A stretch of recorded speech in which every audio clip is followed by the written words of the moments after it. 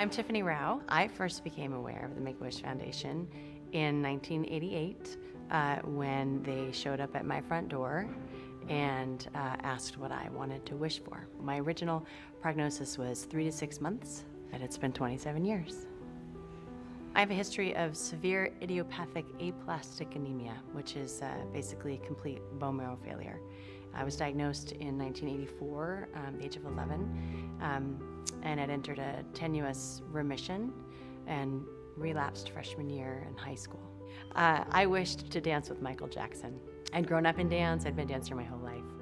I felt that the way he connected with the world and understood the world was through dance. They were honest and said, gosh, okay, let's see what we can do.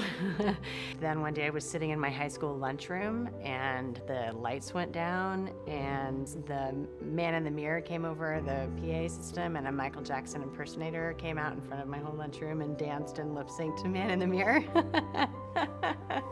And then presented me with the invitation to come to the concert.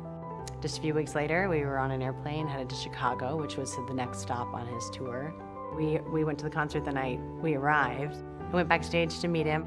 He spent the first few minutes of our conversation saying, I actually can't, really? Like, you could have done anything? You wanted to meet me? And he meant it. It was just it was amazing. So he was extraordinary, and then we had our picture taken, and I went back out to enjoy the concert. We had great seats, and I thought it was over. About midway through, this huge security guard shows up at the end of my aisle and passes a note down, and it said, Michael Jackson requests your presence on stage. Which clearly, even at 43, has an impact. But so he threw me over his shoulder and put me up on stage, and I danced to the song Bad. And I don't remember what I did. People always ask, and I'm like, I have no idea. I don't remember, but I was changed in that moment. There is something truly elemental about what we do as Make-A-Wish, to allow us as kids who are facing very grown-up circumstances to touch back into what it is to be a kid.